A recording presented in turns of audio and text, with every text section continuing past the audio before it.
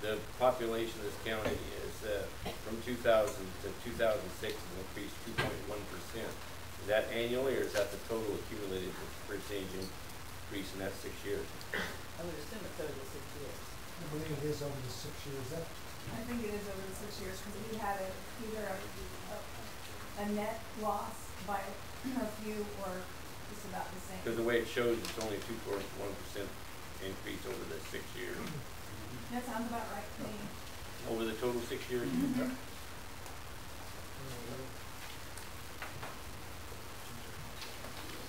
So much for this comments of slowing growth. So moving on then to Don. Thank you. My name is Don Ballot. I'm Executive Director for EDFC, and I see a couple board members on my board here this afternoon, and I appreciate that very much. Economic Development and Financing was established back in 1992. I'll read a little bit here. Economic Development and Financing was formed through a unique partnership between Mendocino County, 4 incorporated cities, and the county to coordinate and support economic development activities countywide. The mission of the primary mission of Economic Development and Financing Corporation is the coordination of countywide economic development efforts. Number 2 is the development and facilitation of streamlined and accessible financial, regulatory, and technical assistance programs. And number 3, responsible management of federal, state, and local funds for the express purpose of stimulating the economy of Mendocino County. And with that, Economic Development and Financing has about $1.5 million loan program that we're utilizing through USDA funding. And in the 6 months that I've been on board, again, Tom, your comments about the number of contacts made as far as economic development is concerned, they probably have found my phone number instead. It seems like at least one per week have been phoning and require some follow-up. Some of the things that I'm frustrated with, and I'll talk about a little bit of the frustration this afternoon, is that we have a lot of brilliant ideas, a lot of brilliant people in Mendocino County. You go through the comprehensive economic development strategy and you'll find a wonderful, wonderful document. The problem is, who's going to do it? For example, under the said strategy support existing businesses, since our locally grown businesses have always been our best job creators, we believe that supporting them should be our first priority. That's a great statement, but then it goes down the goals and focus programs on local businesses first, and all of these goals, that's partly why we're in the trouble that we're in, is the lack of resources. And with the lack of resources, I must mention that I came from western Kansas, where there really is a lack of resources. And what we found was we had to be a little bit more innovative, a little bit more creative, and what we've tried to do is we distance challenged and so forth, we tried to overcome that. So looking at some of the things that will require staff time, like the enterprise zone. You talk about a business coming to the area that's interested in locating in the area. First of all, they're going to look at available trained or capable employees, but then they're also going to look at what kind of incentives or opportunities there are. Enterprise zones might be one of those opportunities. I don't know, it requires staff time. Then there's something that I found in the office, it's industrial land database.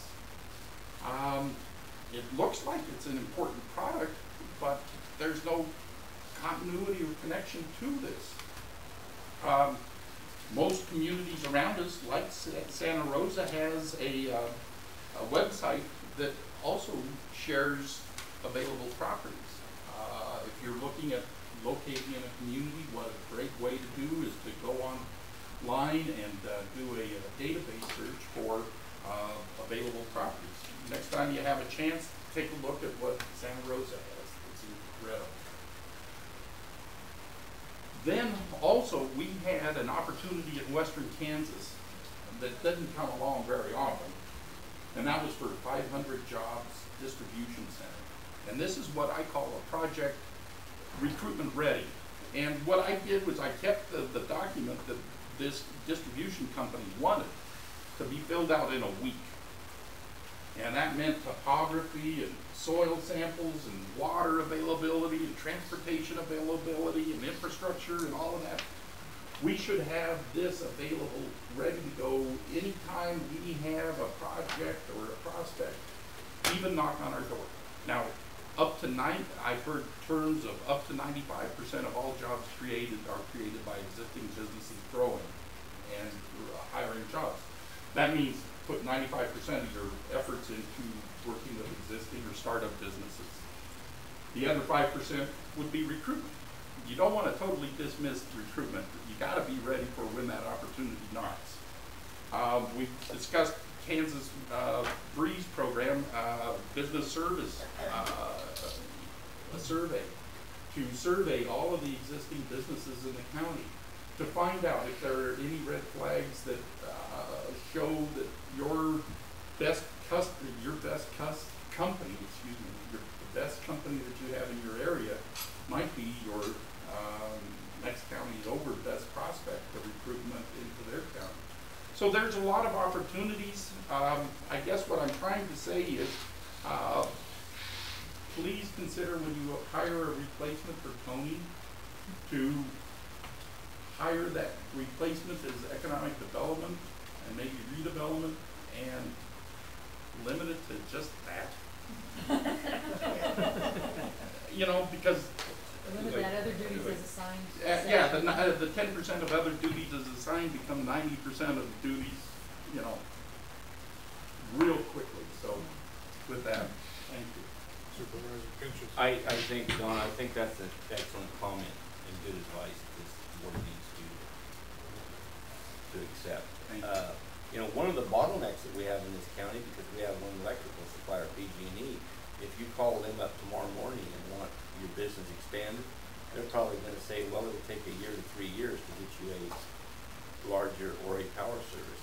That's a bottleneck that we need to work on. I'm trying to focus on things that we as a county can actually do, you know. And that's a real problem with business expansion in this county right now.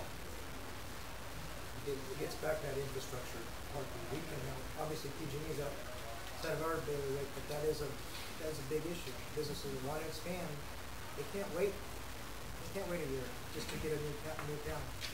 One final topic I'd like to talk about was EDA is awarded EDFC, Economic Development Administration, too many acronyms, has awarded Economic Development and Finance Corporation a $108,000 grant to study the feasibility of the meat industry that was just talked about earlier.